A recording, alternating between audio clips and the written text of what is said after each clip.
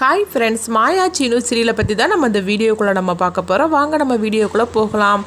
தானா போட்டியில் சேர்ந்து விளையாடிட்டு இருக்கிறாங்க. அப்போ தானா போட்டியில் ஜெயிச்சிரும் செய்திருந்தாங்க. இதை பார்த்துட்டு எல்லாரும் சந்தோஷப்பட்டு இருக்கும்போது அப்போ அங்கே மாயா சீனு கதிர் இவங்க 3 பேருமே வராங்க.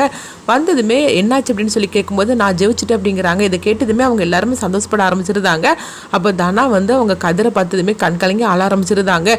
நீ எங்கடா போன, எதுக்காக என் ஃபோனை எடுக்கலை, நான் நேற்றுக்கு எவ்வளோ கஷ்டப்பட்டுட்டு தெரியுமா அப்படின்னு சொல்லவும் என்னாச்சு தானா அப்படின்னு சொல்லி கேட்கும்போது தானா கார்த்தியால் நடந்த எல்லா கஷ்டத்தையும் சொல்கிறாங்க. இது கேட்டதுமே கார்த்தி எங்க அப்படின்னு சொல்லி கேட்டுட்டு இருக்கும்போதே கார்த்தி அந்த அதிகாரி கிட்ட பேசிட்டு இருக்கிறாங்க. அப்போ கதிர் கார்த்தி போட்டு அடின்னு அடிச்சு வெளுக்குறாங்க. அப்போ எல்லாருமே சேர்ந்து தடுத்து நிறுத்துவோம். அப்போ அந்த அதிகாரிகிட்ட கதிர் சொல்லிட்டு இருக்கிறாங்க, இங்க பாருங்க, இதுக்கு பிறகும் தானாக்கு இவன் கோச் கொடுக்க கூடாது, அது மட்டும் இல்லாம இவன் எவ்வளவு மோசமானவன் தெரியுமா அப்படின்னு மாயாச்சின்னு எல்லாருமே சொல்லவும் எல்லாருமே கார்த்தி போட்டு திட்ட ஆரம்பிச்சிருந்தாங்க. அப்போ அந்த அதிகாரி சொல்லிட்டு இருக்கிறாங்க, என்ன மனசுல நினைச்சிட்டு இருக்கிறீங்க, நான் யாரை நான் செலக்ஷன் பண்றேனோ அவங்க தான் இவங்களுக்குலாம் கோச் கொடுப்பாங்க, இது என்னுடைய இதுவாக்கும், நீங்களே இதில் தலையிடக்கூடாது, உங்கள் சொந்த விஷயம்னா அது உங்கள் வீட்டுக்குள்ளேயே நீங்கள் முடிச்சுக்கிடணும், அதெல்லாம் அங்கே இழுத்துட்டு இருக்கக்கூடாது அப்படிங்கும்போது அப்போ கதிர் சொல்கிறாங்க, என்னங்க சொந்த விஷயம்னு சொல்லி பேசிட்டு இருக்கிறீங்க, ஒரு பொண்ணுக்கிட்ட இந்த மாதிரிக்கு அவன் தப்பாக நடந்திருக்கிறான், அது மட்டும் இல்லாமல் தானா நேற்றுக்கு விளையாடுறதுக்காக இங்கே வந்திருக்கிறான், அவகிட்ட இந்த மாதிரிக்கு அவன் நடந்திருக்கிறான், இதுதான் நீங்கள் அவங்களுக்கு பாதுகாக்கக்கூடிய லட்சணமா அப்படின்னு சொல்லி கேட்டுட்டு இருக்கவும் அப்போ அந்த அதிகாரி சொல்கிறாங்க,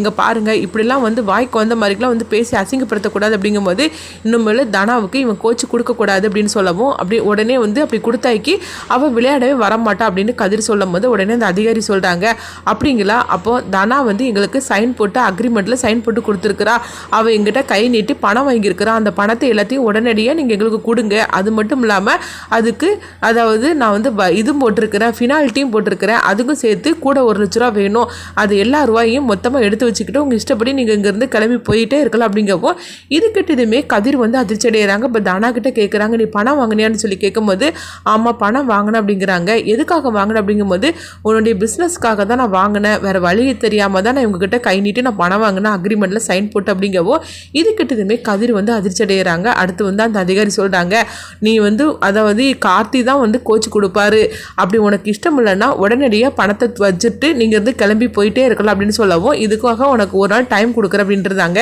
இது கிட்டதுமே கதிர் எதுவுமே பேசாமல் அமைதியாக இருக்கவும் அப்போ மாயாச்சின்னு எல்லாருமே வந்துருந்தாங்க. அப்போ கதிரும் தானாவும் வீட்டுக்கு போகவும் அப்போ தானா அழ ஆரம்பிச்சிருந்தாங்க. கதிர் எல்லாரும் என்னால தான் பிரச்சனை உனக்கு அப்படிங்கும்போது உன்னால என்ன பிரச்சனை, எல்லா பிரச்சனைக்கும் காரணம் தான், எனக்காக தானே நீ கை நீட்டி அன்னைக்கு பணம் வாங்கியிருக்கிற அப்படின்னு சொல்லவும் அப்போ தானா சொல்கிறாங்க, உன்னை ஒரு பெரிய முதலாளியாக ஆக்கி பார்க்கணும்னு சொல்லி நான் ஆசைப்பட்டேன், அதுக்காக தான் நான் இந்த மாதிரிக்கு நான் முடிவெடுத்தேன், நான் இப்படி பண்ண போகிறேன்னு சொன்னாக்கி நீ கண்டிப்பாக சம்மதிக்க மாட்டேன், அதனால தான் உங்ககிட்ட கேட்காம நான் இந்த மாதிரிக்கு பண்ணினேன், ஆனால் அது இவ்வளோ பெரிய பிரச்சனையாக நடக்கும்னு சொல்லிட்டு நான் கொஞ்சம் கூட எதிர்பார்க்கவே இல்லை அப்படிங்கவோ அப்போ கதிர் சொல்கிறாங்க, அதாவது உடனடியாக அந்த பணத்தை இப்போ தூக்கி நம்ம உங்கள்கிட்ட கொடுக்கணும் அப்படிங்கும்போது இவ்வளோ பணத்துக்கு நீ என்ன பண்ண போகிற அப்படிங்கும்போது நான் அந்த பார்ட்னர்ஷிப்லேருந்து நான் ஒதுங்கிற போகிறேன் அப்படிங்கிறாங்க. இதை கிட்டதுமே தானா அதிர்ச்சி அடைகிறாங்க.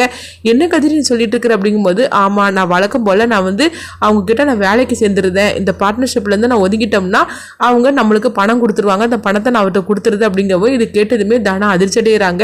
கதிர் இதுக்காகவோ நான் கஷ்டப்பட்டேன், உன்னை முதலாளி ஆக்கி பார்க்கணும்னு சொல்லி தானே நான் கஷ்டப்பட்டேன், ஆனால் நீ திரும்பவும் இந்த மாதிரிக்கு வேலைக்கு போகிறத நினச்சா எனக்கு கவலையாக இருக்குது, நம்ம எவ்வளோ ஆசையாக நீ அந்த இதில் பார்ட்னர்ஷிப்பாக நான் கலந்துக்கிறதுக்காக தானே நான் இதெல்லாமே நீ செஞ்சேன், நீ இப்படி முடிவெடுக்காத, எப்படியாவது பணத்துக்கு நம்ம ஏற்பாடு பண்ணலாம் அப்படிங்கும்போது நம்மளை நம்பி 5 லட்ச ரூபா பண்ண நம்மளுக்கு யார் தருவா அப்படின்னு சொல்லி கேட்டுட்டு இருக்கிறாங்க. இந்த மாதிரி நடந்துட்டு இருக்கு.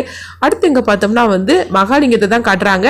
அப்போ பத்மா, பார்வதி, சாரு இவங்க 3 பேருமே கூப்பிட்டு மகாலிங்க ஒரு விஷயத்தை பற்றி சொல்கிறாங்க. அதாவது உங்கள் அண்ணனுக்கு மெயின் ரோட்டில் இந்த மாதிரிக்கு ஒரு இடம் இருக்குதுல்ல, அந்த இடத்த அவர் விற்க போகிறாரா, அந்த இடம் எவ்வளோ ரூபா கோடி பெரும் தெரியுமா, அந்த இடத்து நம்மளுக்கு கிடச்சிருச்சுன்னா நம்மளுக்கு வருங்காலத்தில் நம்ம எல்லாருமே கோடீஸ்வரங்களா ஆயிடுவோம் அப்படின்னு சொல்லிட்டு அவங்கள ஆசையை மூட்டிகிட்டு இருக்கவும் உடனே பார்வதியும் பத்மாவும் சொல்கிறாங்க, இப்போ அதுக்கு நம்ம என்ன பண்ணுறதுக்கு அப்படின்னு சொல்லி கேட்டுட்டு இருக்கவும் அதாவது மாப்பிள்ளைகிட்ட இந்த மாதிரிக்கு நான் சொல்ல வச்சுருந்தேன், நீங்களும் கொஞ்சம் சப்போர்ட் பண்ணுங்க அப்படிங்கவும் இது கிட்டதுமே அவங்களும் சரி அப்படிங்கிறாங்க. அதாவது சாருக்காக அந்த இடத்த எழுதி வைக்கிறலாம் அப்படின்னு சொல்லிட்டு தான் இவங்களை திட்டம் போடவும் அடுத்து பார்த்தோம்னா சாருக்காக பார்த்து வச்சுருக்காங்களா அந்த மாப்பிளையை வர சொல்கிறாங்க. அப்போ அவர் ரகுராம் கிட்ட சொல்கிறாங்க, அதாவது சாருக்கு கண்ணு தெரியணும், அதுக்காக நிறைய செலவெல்லாம் பண்ண வேண்டியது இருக்குது, ஆனால் என்கிட்ட அந்த அளவுக்கு பண வசதி எனக்கு கிடையாது, அதனால நீங்கள் எனக்கு ஹெல்ப் பண்ணால் நல்லாயிருக்கும் அப்படிங்கிறாங்க. இது கிட்டதுமே மாய அதிர்ச்சி அடைகிறாங்க. என்னது இவர் நம்ம பார்த்து வச்சிருக்கிற ஏற்பாடு பண்ணுன மாப்பிள்ளையாச்சே, இவர் இப்படிலாம் கேட்க மாட்டாரு, என்ன நடந்துன்னு தெரியலன்னு சொல்லிட்டு உடனே மாயா கண்ணை காட்டுறாங்க என்னாச்சு அப்படின்னு.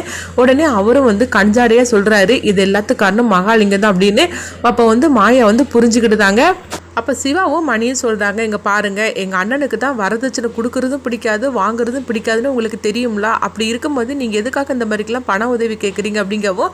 உடனே வந்து அவங்க வந்து சொல்கிறாங்க, நான் ஒன்றும் பணமாக கேட்கல, அதாவது சாருக்காக இந்த மாதிரிக்கு ட்ரீட்மெண்ட்லாம் எடுக்க வேண்டியது இருக்குது, அதுக்கு நிறைய செலவாகும், அதனால தான் அவள் பேரில் ஏதாவது இடம் வந்து எழுதி வச்சுருங்க அப்படின்னு சொல்லவும். இது கேட்டதுமே அவங்க அதிர்ச்சி அடைகிறாங்க.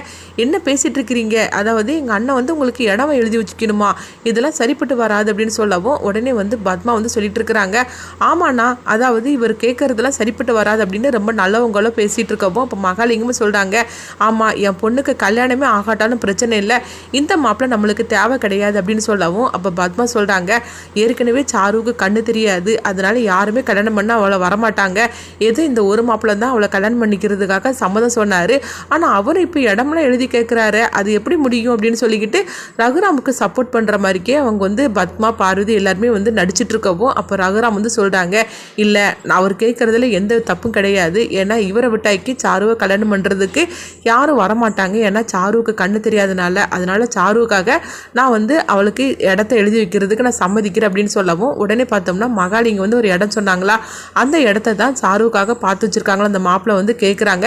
இது கிட்டதுமே சிவா அதிர்ச்சி அடைகிறாங்க, என்ன பேசிகிட்டு இருக்கிறீங்க, அந்த இடம் எவ்வளோ ரூபா தெரியுமா, அது வந்து கோடி கணக்கில் போகும் அப்படின்னு சொல்லவும். அப்போ ரகுராம் சொல்கிறாங்க, சிவா நீ கொஞ்சம் அமைதியாக இரு, நம்ம சாருக்காக எதுவுமே நம்ம பண்ணலை, உண்மையை சொல்லப்போனாக்கி சாருவோட வாழ்க்கை இந்த அளவுக்கு நாசமானதுக்கு நம்மளும் ஒரு காரணமாயிட்டோம், அதனால சாருக்காக அந்த இடத்த கொடுக்கறதுக்கு நான் சம்மதிக்கிறேன் அப்படிங்கிறாங்க. இது கேட்டதுமே மகாலிங்கம் பத்மா பார்வதி எல்லாரும் சந்தோஷப்பட ஆரம்பிச்சிருந்தாங்க.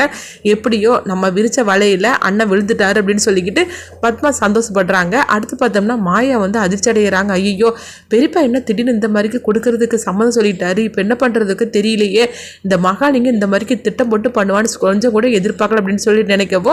சரிதான் மாப்பிள்ளை, நீங்கள் வந்து அதுக்குள்ளே ஆக வேண்டிய நான் வேலையெல்லாம் பார்த்துட்டு நான் உங்களை கூப்பிடுறேன், அன்னைக்கு வந்து நம்ம வந்து இது வந்து ரிஜிஸ்டர் பண்ணிடலாம் அப்படின்னு சொல்லவும். உடனே அவங்களும் சரி அப்படிங்கிறாங்க.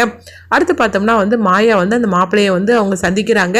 என்ன நடந்துச்சு அப்படின்னு சொல்லி கேட்கும்போது, மாயா இந்த இடத்துக்கும் எனக்கு எந்த சம்மந்தமும் கிடையாது, இது எல்லாத்துக்கும் காரணம் அந்த மகாலிங்கம் தான், அந்த இடம் வந்து ரொம்பவே வந்து அதாவது கோடி கணக்கில் போகும்போது அதனால தான் திட்டம் போட்டு உங்கள் பெரியப்பா கிட்ட இந்த மாதிரிக்கு சாருவை பயன்படுத்தி அவன் வாங்குறதுக்காக எல்லாம் ஏற்பாடு பண்ணி இப்படி வாங்கிட்டான், உங்கள் பெரியப்பா கொடுக்க மாட்டாருன்னு சொல்லி நினச்சேன், ஆனால் உங்கள் பெரியப்பாவும் சம்மதம் சொல்லிட்டாரு, இப்போ என்ன பண்ணுறதுக்கு தெரியல அப்படிங்கும் போது இப்போ மாயா சொல்கிறாங்க, சரி என்கிட்ட விட்டுட்டேலாம் நான் பார்த்துக்கிடுதேன், கண்டிப்பாக வந்து இந்த இடம் அவன் கைக்கு போகாது அப்படின்னு சொல்லவும்.